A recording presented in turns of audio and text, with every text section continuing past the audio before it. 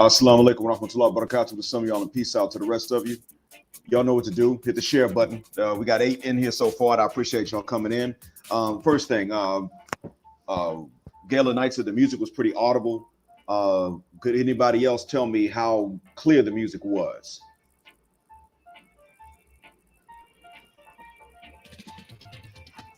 I just turned it down now so y'all can hear me, but let me know how clear it was while we were waiting, please.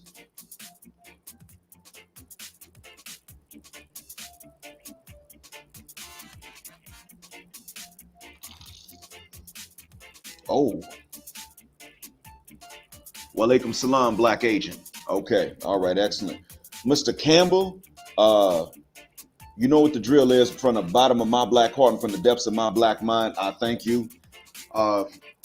This now, to be financially fair to you and to my private students, I now have been justified in going a full 45 minutes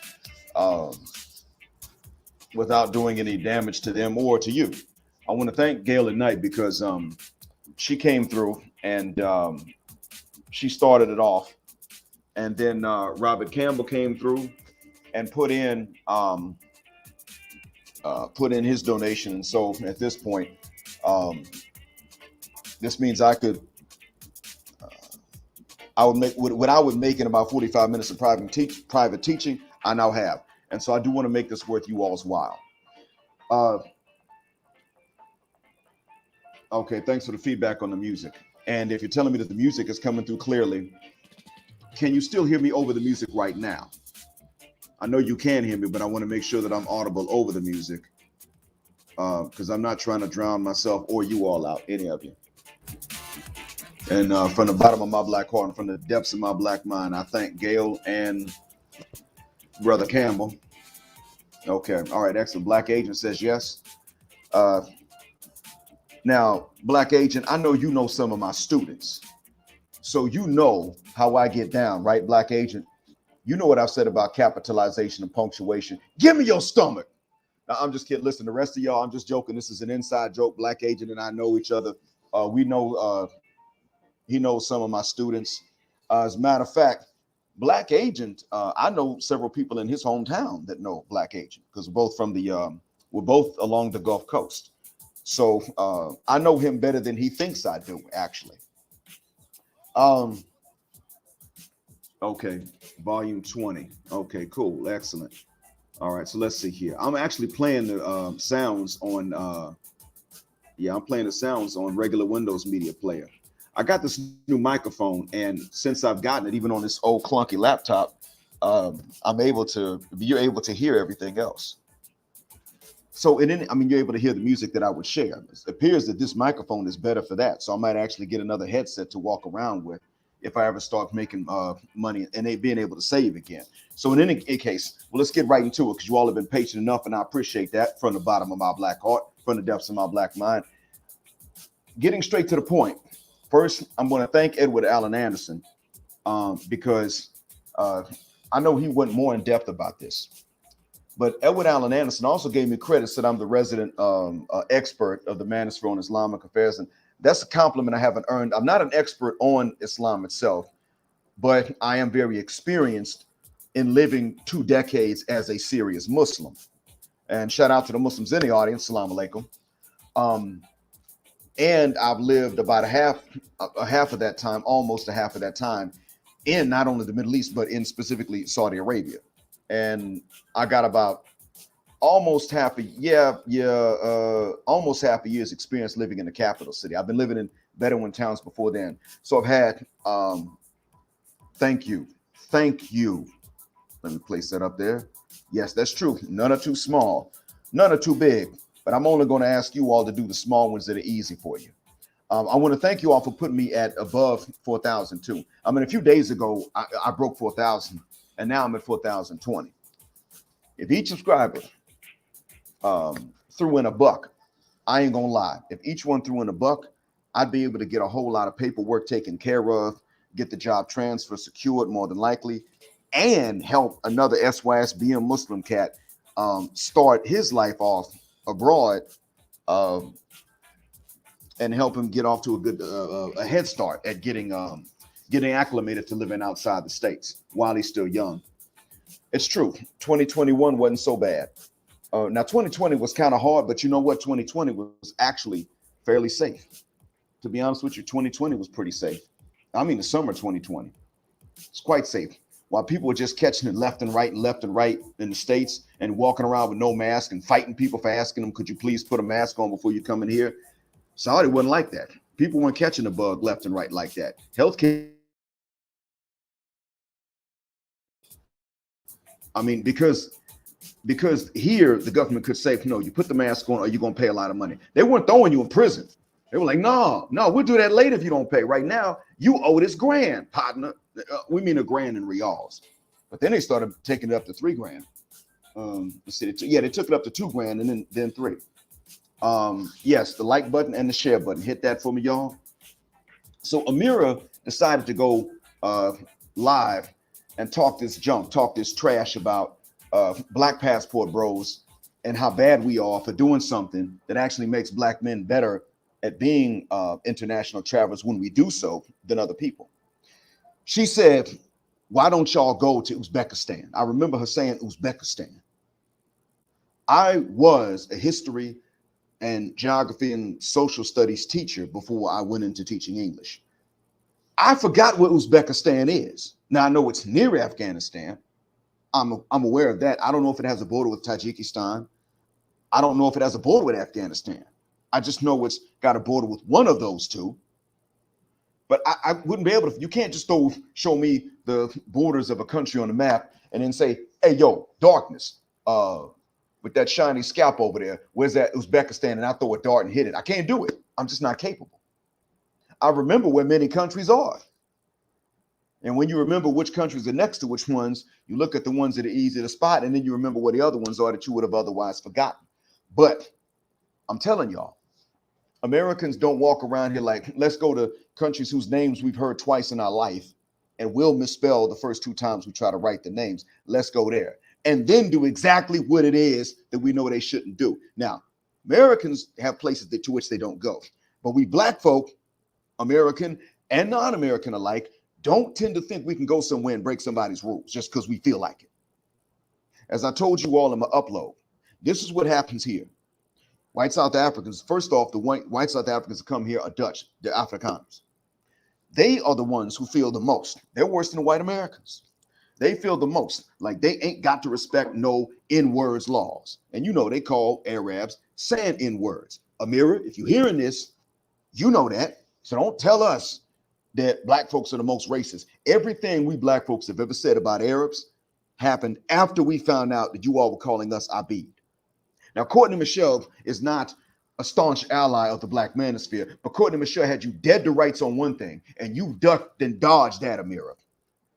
And I'm not saying any of this out of hatred, Ameerah, but there's something missing in your dean. She had you dead to rights. If you're a Muslim and you were an adult, you give the answer. She said, what is that name that Arabs call Black people? It means slave. You know that word is Abd for the singular and Abid for the plural. You know that, Ameerah. Why did you duck and dodge that? What are you talking about? Miss Shuck this fit. Tell her the truth. Kroof, Kroof, with exclamation mark at the end. Because the Muslim woman is supposed to be more of an adult. That's your job. We say that our religion is correct. We mean it from the bottom of our hearts. That means we got to live like it. Do you think Courtney Michelle is going to blame you if you never use the word? Not likely, no.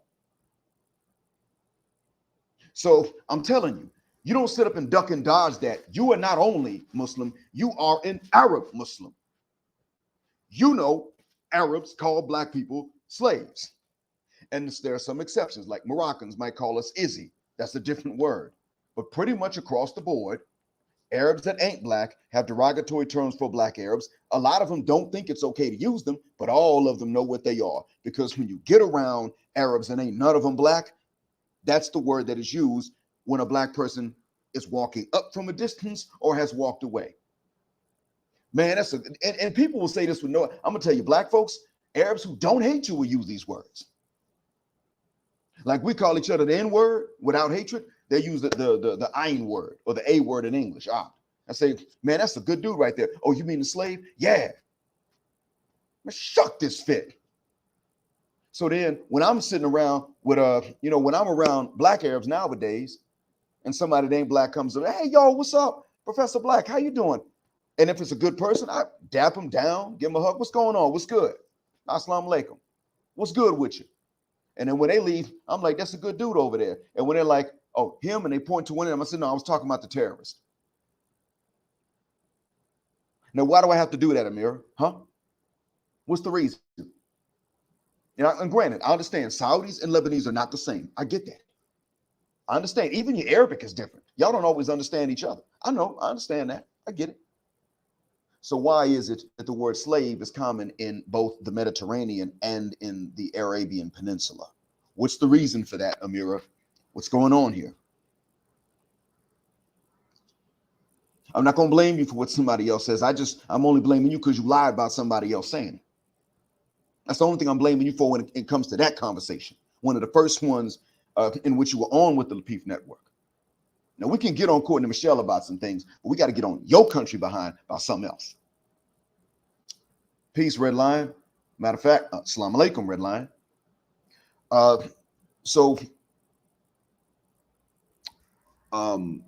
That's the only thing that I'm getting on you about. I really don't have anything else up. Shout out to Passport OG. Yes, sir. Thank you, Passport OG, from the bottom of my black heart and from the depths of my black mind. I hope you all can see my replies, by the way. So I'm only going to blame you, Ameerah, for lying about somebody else saying it in that conversation with Courtney Michelle. But then this time you had the nerve to get up and say, well, we know now. But then again, keep in mind, Ameerah, there is no study on Passport Bros yet. There is no official roster for Passport Bros. There is a criteria, but there's no official roster. That'd be like me saying the majority of Muslims are Arab. You know that ain't true. It's estimated at 14%. Globally and stateside, it's estimated at 14%. The majority of Muslims are Indonesian and South Asian, from India and Pakistan and Bangladesh, what you call Desi. Those are the majorities. Now, if you want to go racially, Black Africa also has a sizable number. And at some point, the Muslims alone are probably going to catch up. Because, oh, by the way, when somebody comes along and says, Islam's a Arab and it ain't for no black folk, if you ain't going to be Muslim, you ain't going to be it. But don't let someone come and tell you that it's not. Because, see, here's the thing. If you want black unity and you want to see it happen with the least effort, that's where the Muslims come in. Let me tell you what I mean. And see, Ameerah should know this. And if Ameerah knows this, she ain't going to tell you. Wa alaikum salam, Israel Young Lion. Good to see you in here, sir. Yes, indeed. Here's what she ain't going to tell you if she does know, and she may not know. In Africa, those that are Muslim have the easiest time marrying each other. Now, when you get into the African diaspora, you got Muslims there too, right? And they have the easiest time marrying each other. See, in the UK, and if I got any family in the UK that's in here now, you've heard of marriages between Jamaican Muslims and Somalis. Both gender arrangements. You've heard of that before. You've heard of Jamaican Muslims and Liberian Muslims get together and generally can stay together. Now, we promote intercultural dating in the part of the manosphere that I'm in, the black manosphere I'm in. Edward Allen Anderson promotes it. I call for it. I did it. And I've enjoyed it both times. I mean, I really got a supportive wife at this point. I'm shocked. She told me yesterday, if you short on dough, you tell me. I said, no, appreciate that, but that ain't your job. You already helped me. At what point do I get to make enough to start spoiling you? Thank you, but because it's true. That's my job. The support is my job. She's come through with it often more. This is not a Western woman. She's lived in the West, but she actually left the West, and that's how she and I met. She and I met 2 years after she had performed Hijrah. Well, almost 2 years after she had performed Hijrah. About a year and a half after she had performed to Hijrah. Thanks a million, Gail. Again, gratitude from the bottom of my black heart and blessings to you. May Allah bless and guide your steps as well and your relatives. So I know what Edward Allen Anderson's talking about because I lived it. I was when I met Edward Allen Anderson, I was just about to marry her. Um, and so I understand that. I'm an African American Creole from the Gulf Coast. She's Somali from the same tribe that drove out the British. Yeah, that's her people, revolutionaries, freedom fighters. And she didn't tell me about that. She told me the name of her people. It was one of her cousins that had to tell me. He was a cat from the UK. He was also from the same tribe as her. He had to tell me that they were from the same people. And he was boasting about, yeah, we drove out the British. So I went back to her later. I said, hey, did y'all drive out the British? And she said, us? Yeah, that's how they got driven out. Yeah, Somalis got together, drove them out. I said, no, no, no, no. And I said the name of her people. I said, I'm talking about your specific tribe. Did y'all drive them out? She said, who told you that? That's when I knew. So she didn't even brag about it. She didn't even tell me about it. And the funny thing is, I remember the first day of work since we had gotten married. Our first day at work. She was getting ready to go to work. I was getting ready to go to work. And she put on a tignon. Now I'm going to put tignon in here. I'm going to spell it in chat. If you look up images of the tignon, you'll see what I'm talking about. That's a head wrap that Creole women along the Gulf Coast, especially in the city of New Orleans itself, used to wear. She put one of them on. I asked her, where did you learn to tie one of those? Because Creole women have not been wearing them for decades, probably over a century at this point. I'm sure they weren't wearing them. Well, maybe by the 1920s, maybe a century ago, it was only the old women at that time that were wearing them. But I asked her, where did you learn to tie that? And I used the word tignon, and she looked and said, what's a tignon?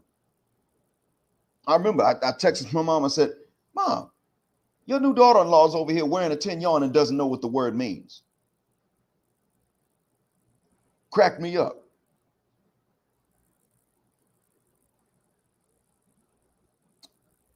So when we accept it, we actually do find a lot of other things in common already. Already we do. My Fulani and House of Friends in the city that I used to live in, and the ones I'm making here in Riyadh, are all trying to find someone, a Fulani or House of Woman, to marry me. And I'm telling them, listen, I can't afford to marry two. I can't take care of two. And I can't treat another one equal to my current wife because my current wife has made offers of support that I don't even expect from anyone. How am I going to treat somebody else equal to her? I can't do it. I got to tell them don't do it, but they looking. They don't have issues with this. This idea that, they hate us, ADOS, which we need to talk about later on, by the way. And I want to save that for a live with what I see. This idea that non-ADOS black folk just hate ADOS is a fallacy. But you really see the love clearly when you're Muslim. Now, Ameerah probably doesn't know. Oh, don't wear black agent. Yeah, don't wear blood. I mean, don't worry about somebody looking. That's what I mean. Hold on. Check your keyboard, man. Yeah, check your keyboard. So anyway, to the bachelorettes, feel free to holler at him. But do it respectfully. If I catch one of you bachelorettes trying to sneak into black agents' DMs and you're not trying to involve your dad or your brother in the discussion, God help you. Because if I catch you, I'm gonna do something to you. And then I'm gonna tell your dad and your brother what you try to do to them. I ain't playing around with that. But in any case, Ameerah may not know that. I understand that. But let's say she did know. Do you honestly think she would tell you what I just told you all? Put a 1 in the chat if you think she would tell you what I just told you if she did know. Put a 2 in the chat if you think she wouldn't do it. I'll wait.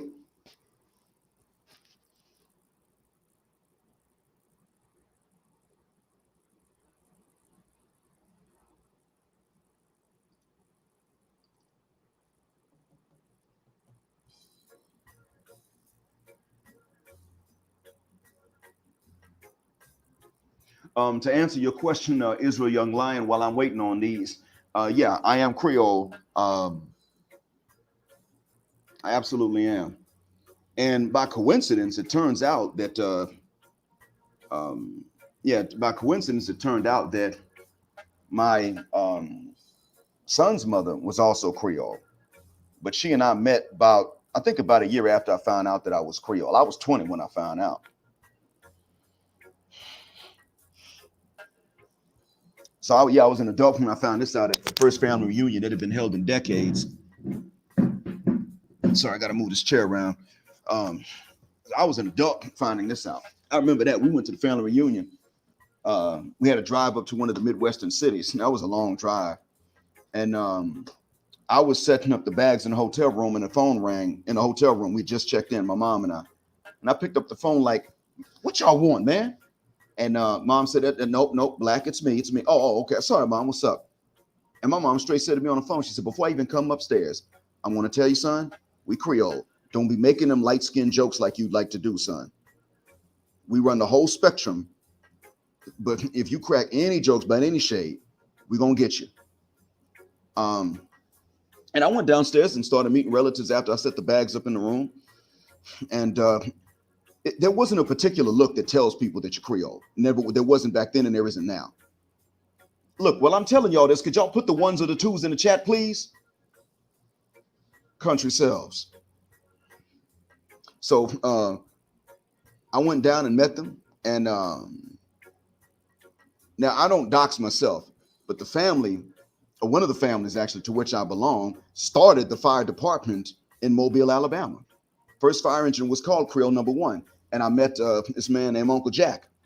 He's since been gone. And Uncle Jack told me about this. I didn't know it was, and that's the day I found out it was Creole. I was already an adult. I found that out. But here I am now, married to a Muslima from East Africa, and finding these cultural things that are similar. Now, two, Black Agent believes that if Ameerah knew this about the Black unity between Muslims. Okay, sorry, Gail. All right, cool.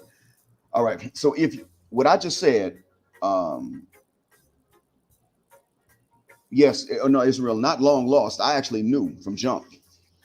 No, I knew. Uh, because y'all speak what's called Creole.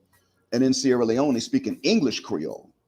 Um, and there are actually people called Creoles in Sierra Leone. By language, they're called Creoles. I mean, they have a Creole dialect, but there are people that are referred to as Creole. And then there are people in Gambia that are referred to as Creole, I believe. But in any case, the question is, if you think that Ameerah would tell you what I just told you if she knew, then put,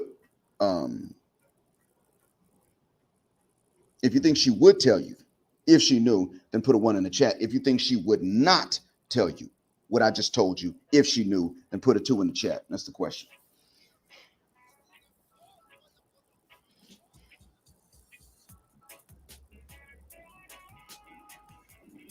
And shout out to the Haitian freedom fighters of old, specifically Bookman.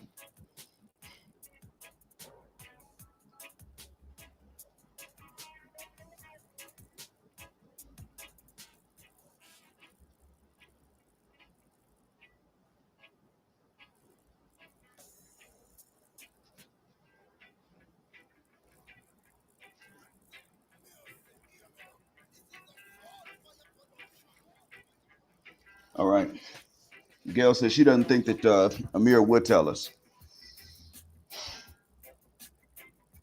I'll wait for some more answers. Give y'all time.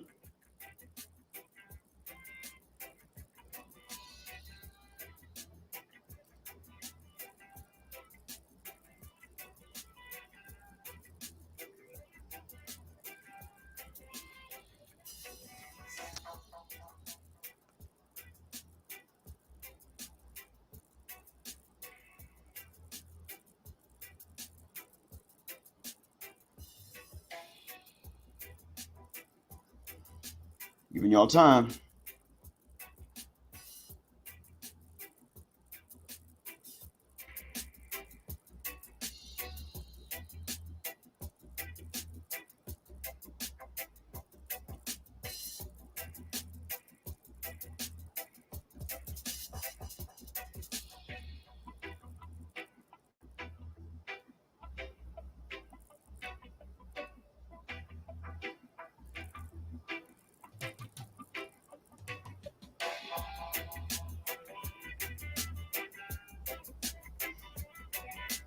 All right. I see now.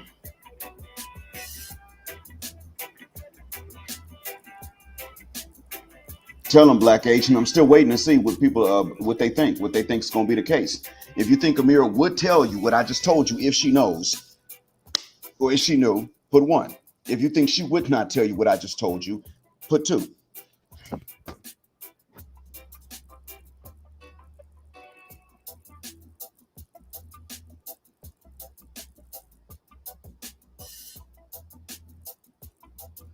Still waiting, country folks. All right, Passport OG says 2. And I'm going to tell you, Passport OG, you a thorough brother. I can tell by your editing, you're thorough. So I trust your judgment. Bianon says 2. Okay. Gayla Knight said 2. Now, since I've restated the question, I'm only saying 2. Lord have mercy. Black Agent said, don't be like the Arabs and lack punctuality. People get some answers in. I ain't gonna lie, we share that with them. But that's true. Do you know what, Black Agent? Living amongst them, that's true. That is very true. They lack punctuality. And sometimes they make fun of people for trying to be punctual. Man, why you leaving early, going to bed early? It's like, bro, we're supposed to pray early in the morning, right? Yeah, but nothing. You're gonna stay up till 3 and you think you're gonna be up at 4 o'clock in the morning, ready to pray? And then if you oversleep the morning prayer, they be talking about you like a dog, unless they overslept it too. I'll be like, man, come on, bro. And don't get me started on the better ones. What they'll do is stay up all night. And then they'll go to the morning prayer, but then they go to work and sleep. Passport OG. Arabs are on not just CP time. They are on JB. They're on JBBTP time. Jet, crystal, black, blue, purple, tropical people time. That's what they on. Yeah, absolutely, that's how they are. And I say that because they about as late as we are, but on the real though, Passport OG, about it, let me let y'all see his question. Yeah, there you go. That's his question that I'm answering, y'all. So yeah, I mean, they be late, and not only that, they will make fun of some people for trying to be on time. I mean, they act like, why you on time? And the better ones, they're even worse. Better ones never start a wedding on time, and they never finish a wedding on time. I mean, you be looking at the bride and groom like, man, look, they've been waiting all these years for this evening. Could you let them go home, please? And they be like, come on, man, it's a party. 3 o'clock in the morning, who cares? Man, they got a flight to catch to their honeymoon destination. They gonna make the flight, man. No, bro. I mean, flight be done left at 11 at night. They partying at 1 o'clock at night. Talking about, so they gonna make the flight. Flight's late, inshallah. No, it ain't. No, they're a trip, man. They're, whoo. Every day, when I start class, every day, my first class starts at 8 o'clock. I got to be on time. Somebody walks in at 8:34. Now, at 8:25 a.m., they're absent. And they're walking in with cameras in the building. They can see what time they got in. They walk in at my classroom, 8:34. 16 minutes left to class. Dr. Black, me absent or present? You were absent. 15 minutes after that, I was late. 25 was absent. You came in at 8:38. Dr. Bleeze, because you know they don't have a P in Arabic. Dr. Bleeze. No, ain't no Bleeze. What does Bleeze mean, bruh? So we have interesting discussions about the impunctuality. So anyway, the only answers I've gotten to 2 so far. So instead of taking 10 more minutes waiting on y'all country mark cuss words to write the answers in, what that tells me right there, your answers tell me that you don't rightfully expect anybody that ain't from our race to tell us the truth about what benefits are in it for us. So that tells me something.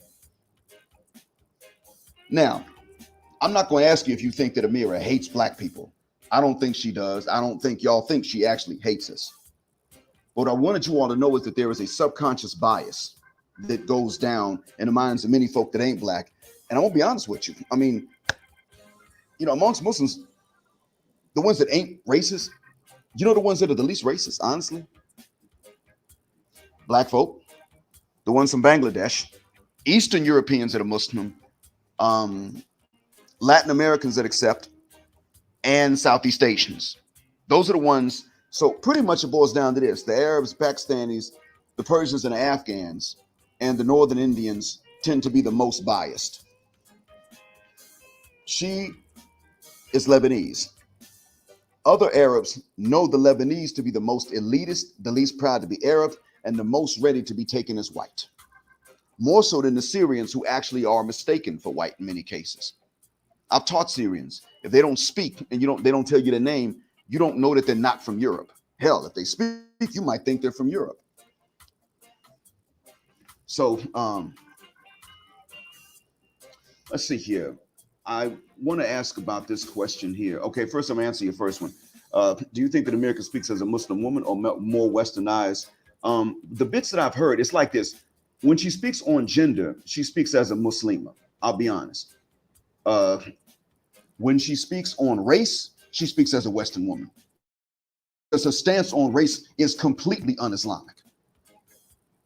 As a Muslim, you're not allowed to side with the oppressors against the ones they oppress, hands down.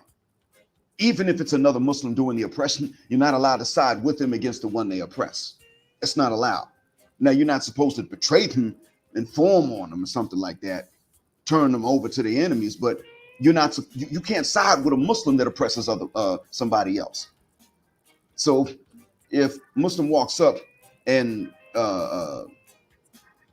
slaps a Hindu, beats him up, robs him, takes his money, and the Hindu ain't done nothing to earn it, then you're not supposed to help the Muslim against the Hindu. Now, if you don't inform on the Muslim when the cops come around, that's one thing. But you can't help him against, you can't help the Muslim against the Hindu. And that's what I'm getting at. So how much more so when you Muslim, you're oppressed by Western Europeans that are not, and then you side against Muslims and non-Muslims alike with the non-Muslims that are oppressing. How much even more so when that's the case? How much more so? So that's how I would say, that's why I said what I said. When she's talking about gender, yeah, she speaks as a Muslima. All right, exactly. She's right. Islamically speaking, men and women have rights and responsibilities. Some of them are common, some of them are differentiated. It does exist, just to be fair, because God is fair.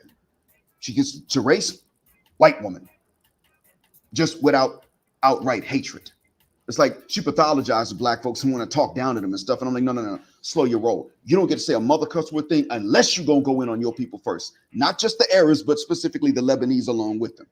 I haven't heard her do that. And if she has, and any of you have heard this, feel free to, give me a link with a timestamp. I will go in, I'll view it, and I'll say, okay, I stand corrected. She's been correcting both.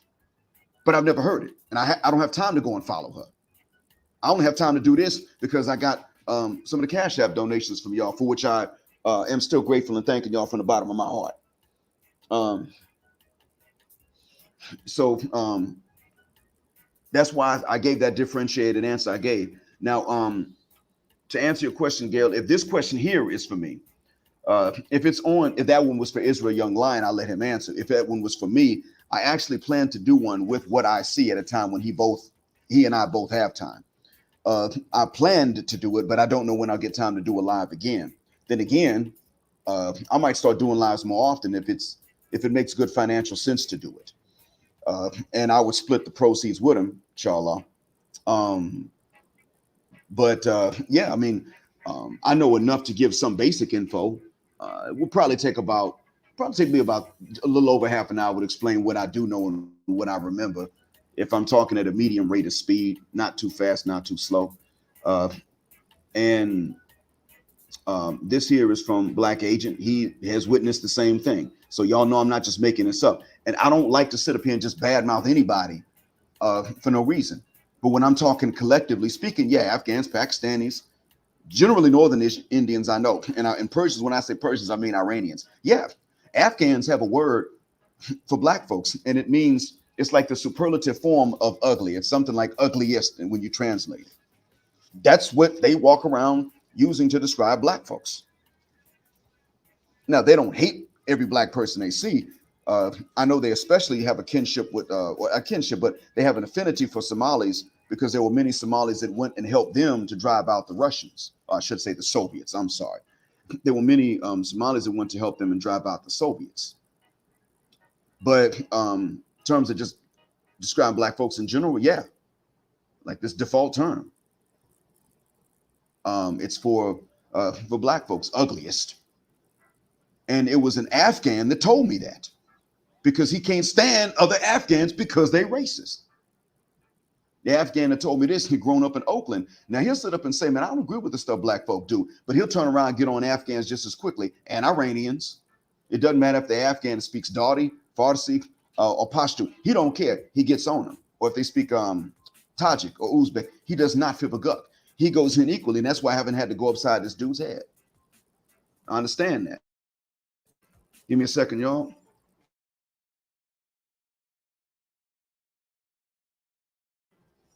All right, sorry about that. I had to mute the mic. I was about to sneeze, and I didn't want y'all to hear that one.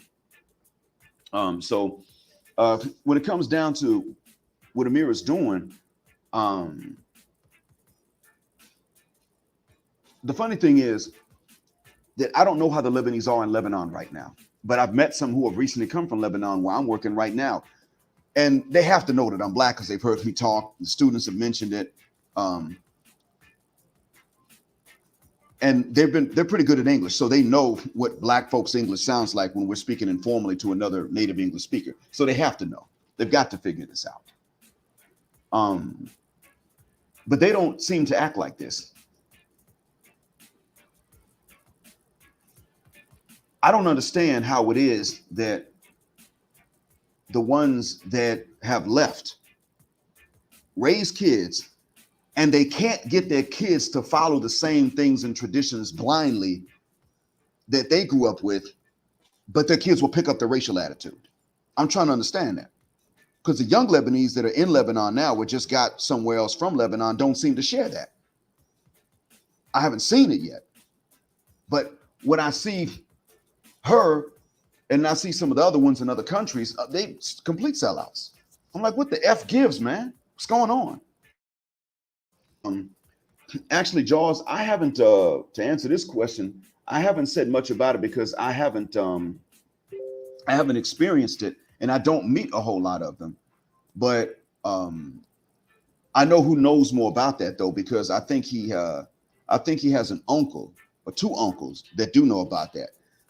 Based Muslim is his name. He used to be Full Out Sports on YouTube. I think he changed his screen name recently to Base Judo, if I'm not mistaken. But yeah, Base Muslim, he knows. I think he's got one or two uncles that have been there, and have either married or about to marry or something. He knows some others that have considered it. So I have to leave that with I have to leave him to answer that. That's one of the reasons I never said too much about them. He knows more than I do. I think the ones that come up in Oakland, Mr. Clipper, I think that's why they chose to live in Oakland, because they can live in many places. But I think that's one of the reasons they chose to live in Oakland. So what I'm getting at here is that I'm not going to allow, and it's not because I hate it, but I'm not about to let somebody come in and tell us a mother cuss word thing when they're not saying anything to their own people. And chances are high that Ameerah does not carry every bad habit that you could use to stereotype the Lebanese.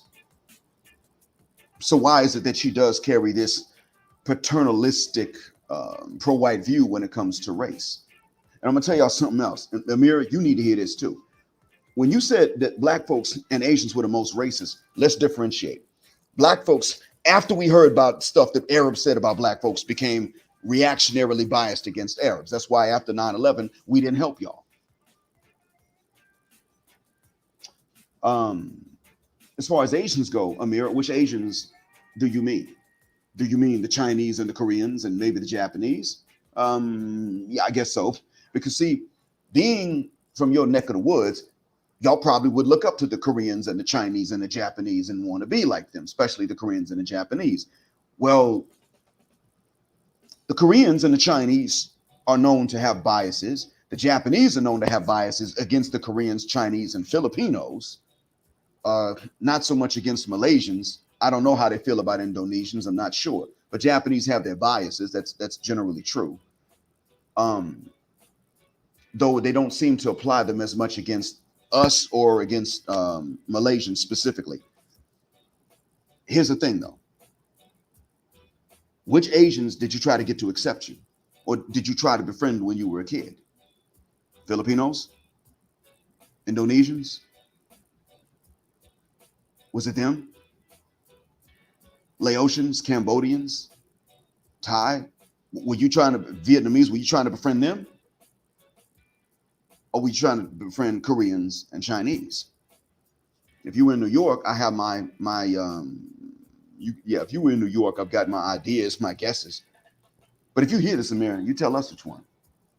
Because I can tell you now, Indonesians weren't going to discriminate against you. Back then, they loved Arabs. Indonesians were crazy about Arabs. Matter of fact, Malaysians and Indonesians, all the Malay archipelago nation citizens in general that are Muslim, looked up to Arabs up until November or December of 2018. That's when it changed. I had just landed in my first visit after that changed. My buddy confirmed it for me. And then on top of that, one of my students recently confirmed for me the exact same timeline. He left, one of my current students, left Malaysia in November 2018. He said they love Arabs. They look up to us like we're the Sahaba. I said, what month did you say that was again? November 2018. Oh, cool, because guess what, bro? December 2018, by the time it was New Year's, turning into 2019, they couldn't stand y'all and wanted y'all out the country. Oh, yeah. You know how I know? Not only did my buddy tell me on my first visit, but the second time I went to Malaysia, I was married. I went with my wife. And my wife and my buddy both said, don't speak Arabic to each other while we out. I was like, okay, fine. I turned to my wife and I said, don't you wish you had taught me Somali now, mother? And then I asked my wife's brother, because he lives in KL. He said the same thing. He's like, no, don't do that. Don't do that. Matter of fact, sound as black as you can. The only ones that they don't really flinch when they hear Arabic speak, when they hear them speak Arabic, are Sudanese, ironically. Imagine that. Imagine that. So even back then, the Indonesians would not have looked down on the Arabs. So every bias that her people have faced, well, either because somebody else is trying to be accepted by white folk, because we know how the Chinese and the Koreans get down with that as a whole, and black folks against whom Arabs had shown bias at varying levels depending upon their nationality. Because all Arabs are different in terms of their racial attitudes, even from each other. But yet, even with these differing racial attitudes, they have racialized the word slave. Arabs never practiced race-based slavery. That's actually a myth. They never did. Whoever they could enslave in a war, they did. And they did this mostly to each other until Arabs began to accept Islam. Whether it was a white Arab or a black Arab, Arabs enslaved each other the most until the peninsula accepted Islam.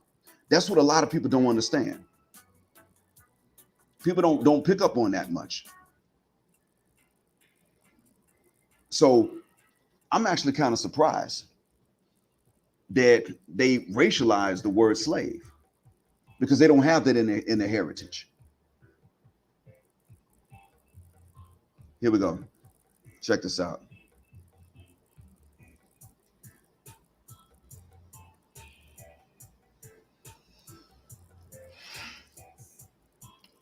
Y'all see that?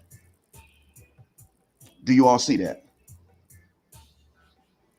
Somebody else has seen the same thing.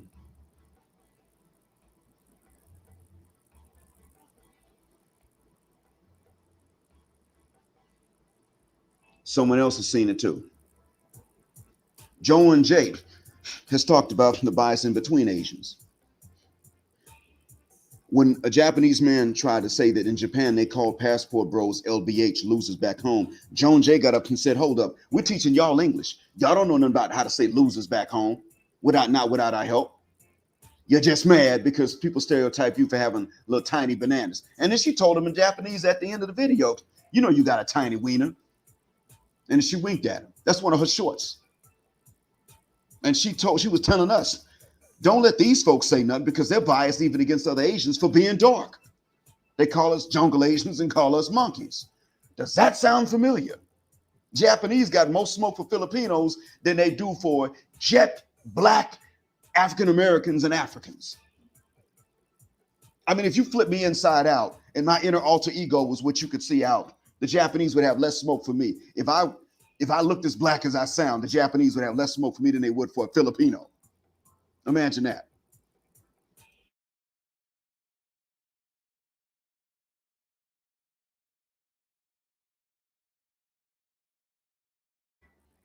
Sorry, I had to hit the mute button right quick. And so Joan Jay talked about that. Now I knew that was there, but she said it. So you're seeing this, and now you hear somebody that loves to talk down on black folks, not from a hateful standpoint, but more like a paternalistic, correcting the pathology standpoint, sitting up and telling, oh no, y'all and the Asians are the most racist. Slow the mother cuss word phone. Which Asians? I mean, all black folks have a right to have some bias or have some anger towards Arabs, at least for being reckless with their language. At least for that. That's well deserved.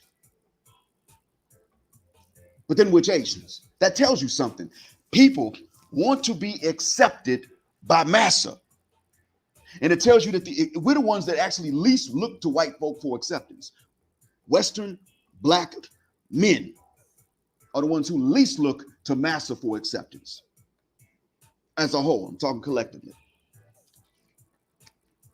So you see people from these other groups calling each other racist. That's because they are vying with each other to be counted as the model minority.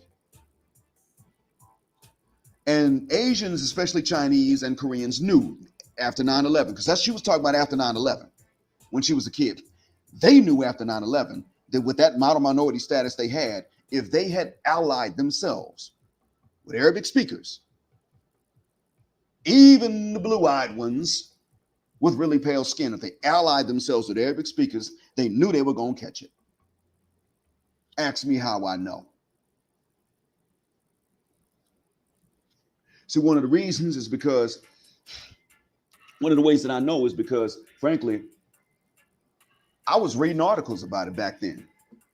I had Arab roommates at that time, and they were telling me something that I read in an article. So there was one thing that I knew about was being confirmed twice. Many Arabs that had, nice perpetual tans had begun to count them or identify themselves in public as being Latin American.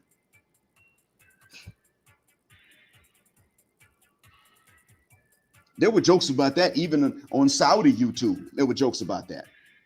Up until 2014, there were jokes about that. There were jokes about how, they had these little skits. I can't find them now, but they had these skits about how if you're a Saudi student, you're studying in the United States, and you don't want regular run-of-the-mill people, trying to profile you and stuff, start speaking Spanish. And then they showed a video of some of them in a lowrider with scars around their heads, speaking busted up Spanish. I remember because one of my partners here showed that to me, and I had to tell him, bro, don't you speak Spanish like that. You'll mess around and get shot. Don't do that. It was a joke even amongst the Saudis that were living here, about Saudis that were living and studying in the States. They'll be like, yeah, man, they say they're going to learn Spanish along with the English. What's up, Roger Spice? What's happening? I was cracking up about that. We were cracking up about it. Now, back then, I could speak Spanish more quickly than I can now. I've begun to forget a lot of it since I had to start learning Arabic. But it's a trip out here. And the funny thing is, you got some folks that are other minorities that'll defend Arabs when you're not even attacking them. Ask me how I know that. Here's something I want to know. See, when Ameerah talks about how you got passport bros that are black, they go to places where fornication is accepted anyway. And she doesn't point the finger at the people whose culture accepts fornication. for which other Arabs stereotype her people for accepting fornication. Did y'all know that? Oh yeah. She doesn't say nothing about these places and their cultures being lenient about fornication. She wants to say something about black men who don't have any moral qualms about fornication, going to these lands and fornicating and avoiding going to places where people are sexually conservative and not fornicating with them. She wants to blame brothers, wants to blame us. Those of us that don't, pretty much any of us, black male passport travelers, BMPTs. That includes SYSBM, IBMOR, Passport Bros, Passport Gang. She wants to include us BMPTs. I mean, she wants to blame us BMPTs for respecting the sexual conservatism of certain regions. Can you imagine that? And challenging us. Why don't you go to Uzbekistan? She's pretty much saying, please, Negro, go to Uzbekistan and get yourself lynched so that there will be fewer of you. Got to read between the lines, folks. Now, I'm not a conspiracy theorist. I don't think she's conspiring per se. I don't think she's aware of this. But see, I told you all before, white supremacy is a religion and it is subconscious. And it is subconscious even in the minds of Muslims that identify themselves as white, except the Eastern Europeans, because they actually are white. It's just a description for them. They actually are cool. It's Arabs who seek to be white that could be Muslim, that have that white supremacy programmed in them. Did y'all know that? Oh, yeah.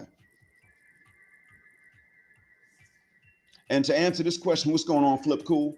There is. It depends on which part of the Middle East, really. I mean, if you come here to Saudi, where they're the most conservative, they'll still treat you fairly, respectfully. Some will befriend you, actually.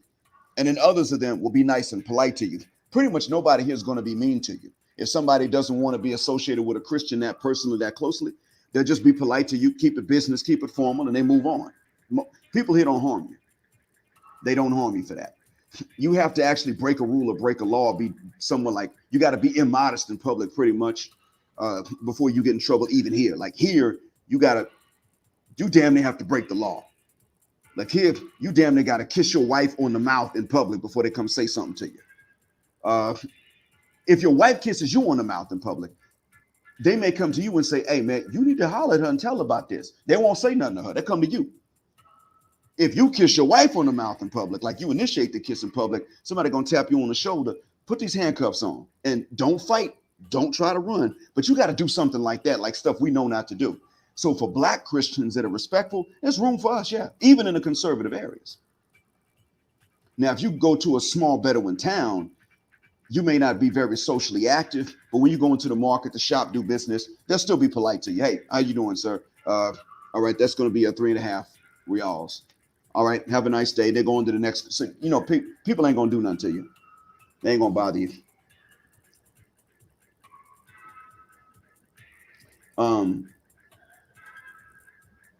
Yeah, there are enclaves like that's right. This is true. There are Yemeni Christians and even Yemeni Jews. They don't bother anybody. No one bothers them for the most part. People may not like them that much, but people don't go looking to start smoke with them either. As a matter of fact, even in Morocco, there is a Moroccan Jewish community. I think they're like, I forgot.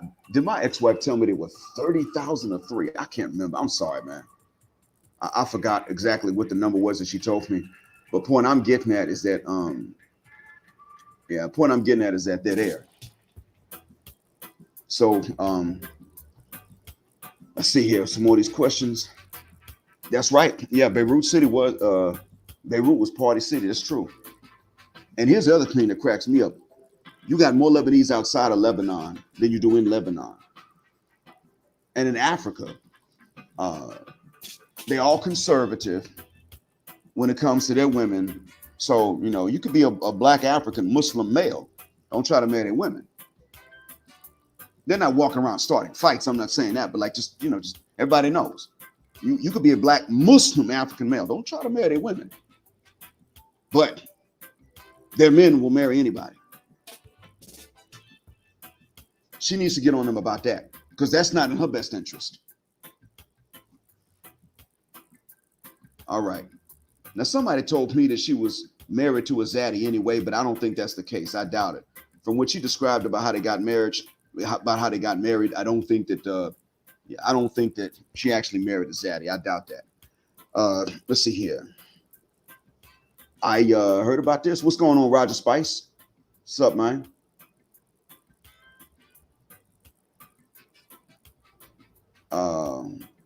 Let's see here.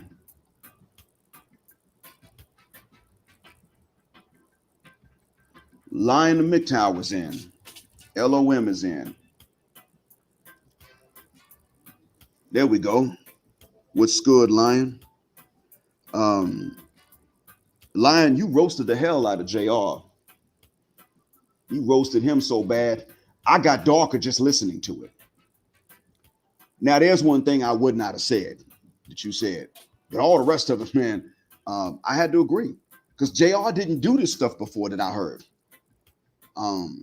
And I didn't want to go in on JR, but I mean, I didn't have a leg to stand on to defend him, even though he's Muslim. You can't tell guys, you know what, go and run after single mothers because other women don't want. You can't tell men that. Most men that are unwanted, most men are unselected, and that's not our fault. And in the West, we really know it. Like, he knows that. It was wrong for him to tell men that just because they're not picked in the West, just like it was wrong for that woman to call him a pencil wiener just because he didn't want that big woman in Uganda. And he had just performed Umrah, like just now performed the minor Hajj before he went to Uganda and put himself on a dating show. Now, I'm not saying this out of hatred for JR. I just want him to get his stuff together. That's it.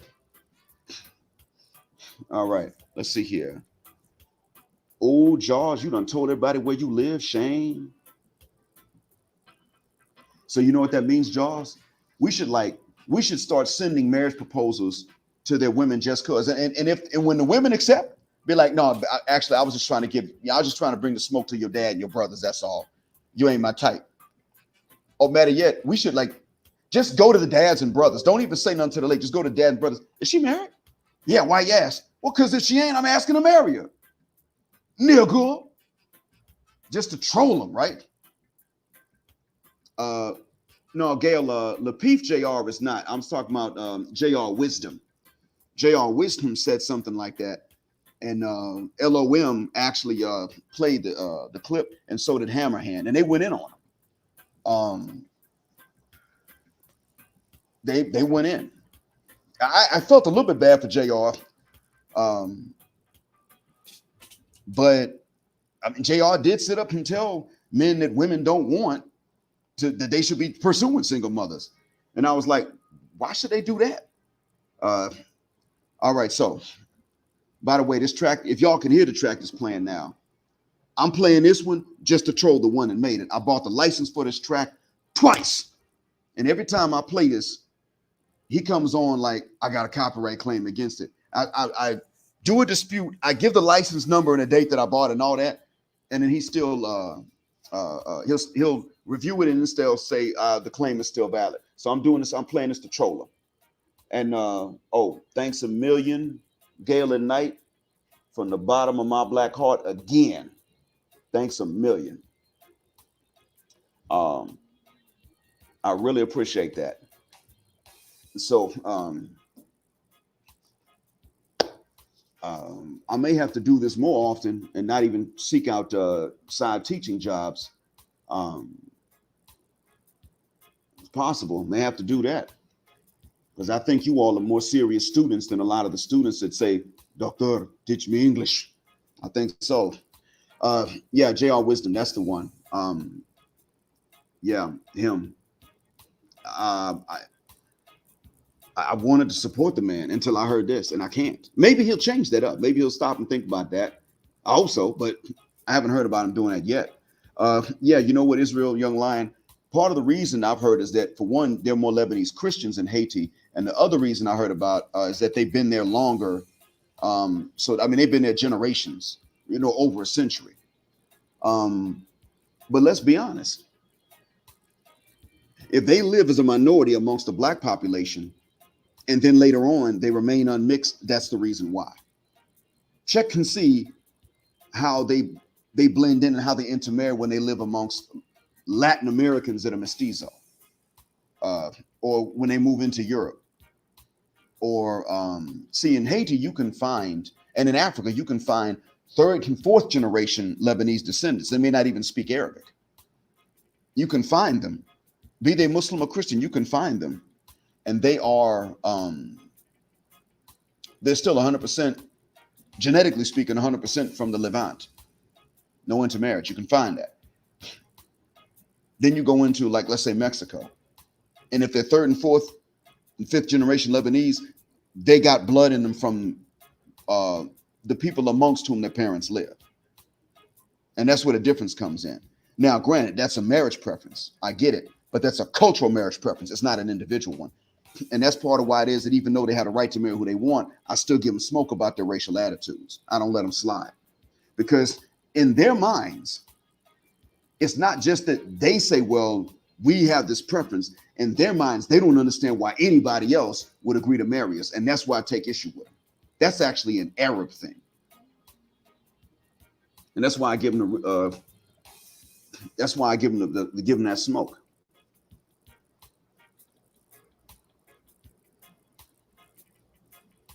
Let's see here.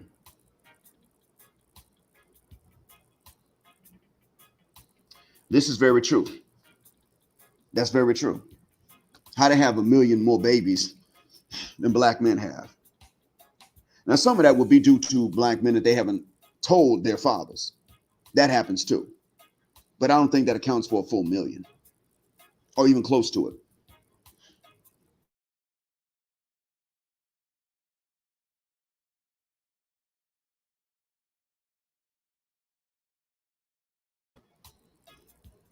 All right.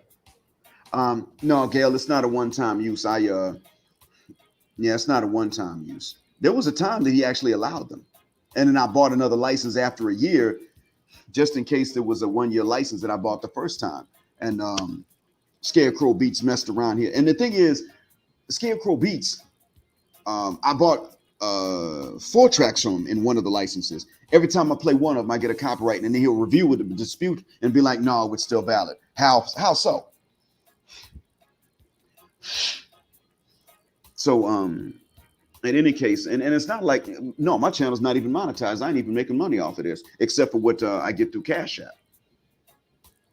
YouTube can't even mail me the pin code if I wanted to. They can't mail it to me here because the post doesn't deliver to the addresses. The Saudi post, I mean, they don't deliver to a home address. So, so in any case, it's one thing to listen to somebody when they start talking. And I don't mind that some of you may have listened to Ameerah when she spoke and you let her finish and you heard her out. I'm okay with that if you did. That makes sense. But there's something else going on. Once she's done, that's when we have to go in on her. And I'm gonna say this too about Alan Edward Allen Anderson. Sorry for getting your name, your first and middle name mixed up, man. Sorry about that. When he went in and he went on live with her, I didn't get a chance to finish hearing all of that too. And I'm actually still listening. I'm like halfway through the live stream that he did after he was on her live stream. And Edward Allen Anderson rightly talked about how some of these men are getting up here and they're trying to jockey for the position of alpha and trying to look like some indomitable alpha in front of her, when the fact is they shouldn't be trying to do this and shouldn't be trying to show off for her anyway, because she married. And she is. And here's the other thing. She sounds like one of those ladies that's really not interested in black men, which is okay on a personal level. But she seems like one of those that actually doesn't understand when women are interested in black men. She sounds like one of them. I'm gonna tell you why. She did a live stream one time with several black folks and was trying to explain to us why many people of other races were against intermarrying with black folks. And she said that, you know, the genes are really strong and we disappear and that sort of thing. And I was like, well, I listened and I said, okay, I understand that that is a concern that a lot of people have. If they're not black, they're afraid of being absorbed by black folks. Father, what could they not afraid of being absorbed by white folk? Okay, they don't want to disappear amongst us. Okay, why don't they have the same smoke when it comes to some of their offspring running the white? Some of them do have that. Depends on which cultural group and all that. I mean, a lot of Arabs don't want their kids running off with white folk that ain't Muslim. That's true. But they don't have a problem with they folk running off with some Europeans that are Muslim, Eastern or Western. So there are Arabs that have a religious bias when it comes to anybody. And at least that's based on the basis of something voluntary. But the question becomes, and I know this is the case, because living here, I've actually, what's going on, Chaos Rain? What's happening, man? What's good with you? I know because I've been asked here by some of the locals, when they don't know I'm black, I've been asked by them, are you the one that married a black woman? Of course I did. Why? Father, what not for the mucker? I'm black. No, you're white, mashallah. And my wife is black, mashallah. You forgot to say mashallah for black folk. And that's how I catch them. They don't realize that it's racism and bias until I catch them in it. It's not always conscious. It's not hateful. But they tend to forget that we equal. And they're supposed, if they're Muslim, and you know, many Arabs that are Muslim are proud to tell you they're Muslim, and they should be. But then they forget that that means you're not allowed to side with the oppressor against the oppressed, even in terms of marriage. And that's what they keep forgetting. It's not a personal preference at that point. It's a cultural preference. And that means that their culture is up according to the rules of our own religion. That's what that means. They got an inferiority complex. End of. She's got to check her people about that. And if she's going to check us about anything publicly, she has to check her people about this. And if she's going to check her people, what's going on, black men, being brutally honest? If she's going to check her people about this privately, and there's no change, she has to be as public with her people about this as she is with black folks about our so-called pathologies. Because I can go on for days about the Arab pathologies. She didn't check the fact and didn't say much on that live stream, the parts that I had a chance to hear. She didn't say anything about why it is that these folks don't mind if they get diluted, so to speak, or absorbed by white folk. She didn't say anything about it. And that's a question it's a legitimate question to ask. If they got issues with people darker than them, mixing with them, fine. Why is it that people with no melanin at all, even in their hair and eyes, can just waltz right in, and if they're Muslim, and especially if they learn the language, no problem. What's up with that? And they'll sit up and say, well, this is a human instinct. That's the problem with them. She and others of her language group, because remember, Arabs are not one nationality, they're a language group. They will make the assumption that it is a human instinct to prefer to marry as pale as possible. That's the crux of why I get on them so mother cuss word much. That's why I get on them. That attitude is actually a blasphemous attitude for any Muslim to have. That God created people with a preference to imitate the oppressor and try to become as much like them as possible. No, God did not put that in us. We black folks know that. That's why, in order for the Black Panther movies to sell, they had to call Massa colonizer. They had to do that, not just in the movies, in the comics too. Not only was it accurate, but we had to hear some sort of epithet against the colonizer. Because we have an instinct to not imitate the oppressor. And it's that instinct that gets misguided when some people turn around and start promoting pathology amongst us. It's a misguided moral instinct that is behind that. But that's actually an instinct people have. Don't imitate the oppressor. Don't believe me? Then why is it that you walk up to someone and call them an oppressor in any language and they get upset? Doesn't matter what language it is. If I walk up to someone in Spanish and I say oprimidor, estoy llamándote oprimidor, that means oppressive. If they're shocked, they may ask, why did you say that? If they're not shocked and they're just angry, they're going to haul off and hit me. I better duck. Doesn't matter what color the Spanish-speaking person is, does it? I just told you if I walk up to a Spanish speaker and say it, I didn't even have to tell you what color. you knew I was telling the truth, because it is not a human instinct to look up to the oppressor and try to be like them. It's a human instinct to not want to be oppressed. It's also one to not like oppressing people. That's why when people do it, when they first do it, oppress somebody else, they lose sleep. There's a reason for that. Look,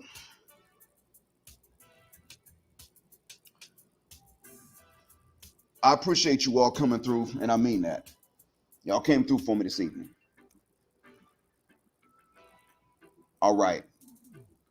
Monsieur Lionel, thank you, sir, from the bottom of my black heart and from the depths of my black mind.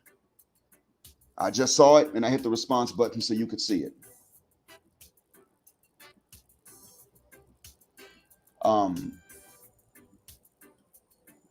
I've been going for about an hour, and at this point, it's about to be 9 p.m., so since I got to be up at 5 a.m., I'm going to go ahead and turn in early. Plus, I need to call my girlfriend and my wife before I go to sleep. Don't worry, Gail. It's the same woman. I just wanted to see that look on your face. Yeah, I need to give a buzz too, because she's in another city and I'm in Riyadh, and check up on her and make sure she's all right. And she probably sent me some things that her students wrote for me to help correct and proofread. But I wanted to do justice to this topic and justice to the donations that you all sent. And I mean that. I hope I did. The thing is that I said before what the solution is for Black folks, and you're not all going to agree with that, but I've stated what it is before. But I'm going to do justice to my statement. And that is, when I say do justice to it, what that means is that I'm going to, when somebody does a disservice to what I've already told you the solution is, I'm going to call them on it. Because if you don't choose the solution, then that's your choice. You are responsible for it. We are all responsible for our own choices. But I'm not going to stand back and let someone take what is the solution and wear it on their sleeve, then turn around and misrepresent it as if it's not a solution. Because let me be honest with you.